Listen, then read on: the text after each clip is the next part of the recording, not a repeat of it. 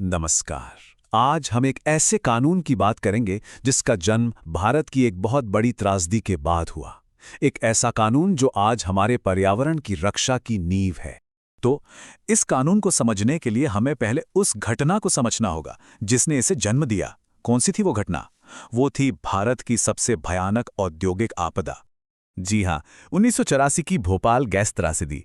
इस हादसे ने पूरे देश को हिलाकर रख दिया और एक बात बिल्कुल साफ हो गई थी कि हमारे जो मौजूदा पर्यावरण कानून थे वो आप कह सकते हैं बिल्कुल नाकाफी थे। कुछ बहुत बड़ा, कुछ बहुत मजबूत करने की जरूरत थी और वो भी तुरंत। तो ये एक तरह की एक दुखद चेतावनी थी, एक वेकअप कॉल जिसने सब कुछ बदल दिया।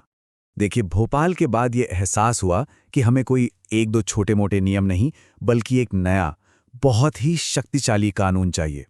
एक ऐसा छाता, एक अम्ब्रेला जिसके नीचे पर्यावरण से जुड़ी हर चीज आ जाए। एक ऐसा सुरक्षा कवच जो फिर कभी ऐसी त्रासदी होने ही ना दे। और फिर इसी जरूरत को पूरा करने के लिए सामने आया 1986 का पर्यावरण संरक्षण अधिनियम, जिसे हम अक्सर भारत का पर्यावरणीय सुरक्षा कवच भी कहते हैं। अब ये समझिए कि ये सिर्फ एक और कानून नहीं था। ऐसा नहीं था कि पहले कानून नहीं थे। पानी के लिए अलग कानून था, हवा के लिए अलग, लेकिन प्रॉब्लम यह थी कि उनमें कोई तालमेल नहीं था। ये एक्ट एक अम्ब्रेला लेजिस्लेशन की तरह आया, मतलब एक बड़ा छाता जिसने पानी, हवा, जमीन सबसे जुड़े कानूनों के बीच जो खाली जगह थी, जो कमियां थीं, उन्हें भरा और सबको एक फ्रेमवर्क में ले आया। तो इसका मकसद क्या था? बहुत सीधा और साफ। पहला, पर्यावरण को बचाना और बेहतर बनाना। दूसरा, इंसानों, जानवरों, पेड़ पौधों सबके लिए जो खतरे हैं उन्हें रोकना। तीसरा, 1972 में स्टॉकहोम में एक बड़ी इंटरनेशनल कॉन्फ्रेंस हुई थी, उसके फैसलों को भारत में लागू करना। और हाँ, सबसे जरूरी बात, अलग अलग सरकारी विभाग जो पर्यावरण पर काम कर रहे थे उनके बीच तालमेल बिठाना। अच्छा, मकसद तो बहुत बड़े थे, लेकिन सवाल ये है कि इन मकसदों को पूरा करने के लिए सरकार को असल में पावर क्या मिली? इस एक्ट ने क्या शक्तियां दी? इस एक्ट ने केंद्र सरकार के हाथ में असली पावर दी। मतलब सरकार अब हवा पानी की क्वालिटी के स्टैंडर्ड तय कर सकती थी, इंडस्ट्रीज कैसे काम करेंगी ये रेगुलेट कर सकती थी, और अगर कोई बात न माने तो उसे मानने के लिए मजबूर करने वाले निर्देश भी जारी कर सकती थी। यहां तक कि उद्योगों को बंद करने तक का अधिकार मिल गया। और बात सिर्फ निर्देशों तक ही सीमित नहीं थी। इस एक्ट को सच में गंभीर बनाने के लिए सजा का भी प्रावधान था।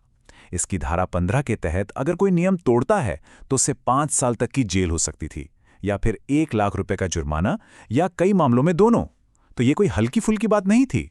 अब एक दिलचस्प बात, कानून में किसी चीज की रक्षा करने के लिए पहले उसे ठीक से डिफाइन करना पड़ता है। मतलब बताना पड़ता है कि हम किस चीज की बात कर रहे हैं। तो चलिए देखते हैं कि इस एक्ट ने पर्यावरण को और उससे जुड़े खतरों को कैसे परिभाषित किया। देखिए, एक्ट कहता है कि पर्यावरण का मतलब सिर्फ हवा, पानी या जमीन नहीं है, बल्कि इन तीनों का आपस में जो रिश्ता है, और फिर इन सब का हम इंसानों, दूसरे जीव जंतुओं, पेड़ पौधों और संपत्ति के साथ जो रिश्ता है, वो सब कुछ पर्यावरण है। मतलब पूरे इकोसिस्टम को एक साथ देखा गया, जो कि एक बहुत बड़ी बात थी। फिर बात आती है पर्यावरणीय प्रदूषक की। आसान भाषा में कहें तो कोई भी चीज, चाहे वो ठोस हो, तरल हो या गैस, अगर वो इतनी मात्रा में मौजूद है कि पर्यावरण को नुकसान पहुंचा सकती है, तो वो एक प्रदूषक है। इस परिभाषा ने अधिकारियों को बहुत सारे प्रदूषकों पर लगाम कसने की ताकत दे दी। और फिर खतरनाक पदार्थ। ये परिभाषा तो सीधे सीधे भोपाल गैस त्रासदी जैसे हादसों को ध्यान में रखकर बनाई गई। इसका मतलब है कोई भी ऐसा पदार्थ जो अपने केमिकल बनावट की वजह से ही नुकसान पहुंचाने की क्षमता रखता हो। तो ठीक है, परिभाषाएं हो गईं, शक्तियां मिल गईं, पर असल में जब ये कानून लागू हुआ तो इसका असल क्या हुआ? इसका एक सबसे क्रांतिकारी पहलू था सिटीजन सूट प्रोविजन। ये एक गेम चेंजर था। इसने आम आदमी को ये ताकत दी कि अगर वो कहीं प्रदूषण होते हुए देखें तो वो सीधे कोर्ट में जाकर शिकायत दर्ज करा सकता है। इससे पर्यावरण को बचाने की जिम्मेदारी सिर्फ सरकार की नहीं रही, बल्कि इसमें जनता की भागीदारी का दरवाजा भी खुल गया। और फिर हमारी न्यायपालिका ने भी इस कानून को और मजबूत करने में बहुत बड़ी भूमिका निभाई, खासतौर पर MC मेहता बनाम भारत संघ जैसे केस में। सुप्रीम कोर्ट ने एब्सोल्यूट लायबिलिटी का सिद्धांत दिया।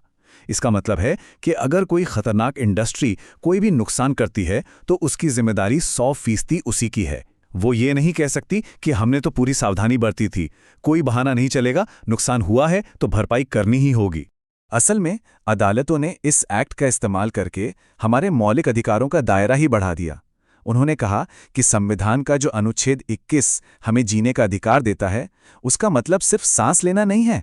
उसका मतलब है एक साफ और स्वस्थ वातावरण में जीने का अधिकार। क्योंकि अगर हवा पानी ही जहरीला है तो जीने के अधिकार का क्या मतलब? तो कुल मिलाकर देखें तो इस एक्ट से पहले क्या था? टूटे फूटे कानून थे, अधिकार बटे हुए थे, आम आदमी की कोई भूमिका नहीं थी और सजा का डर भी कम था। और एक्ट के बाद एक मजबूत ढांचा, केंद्र के पास पावर, आम आदमी की भागीदारी और कड़े दंड। इसने भारत के पर्यावरण कानून की पूरी तस्वीर ही बदल कर रख दी। तो पर्यावरण संरक्षण अधिनियम 1986 कोई शक नहीं कि एक ऐतिहासिक और बहुत जरूरी कदम था।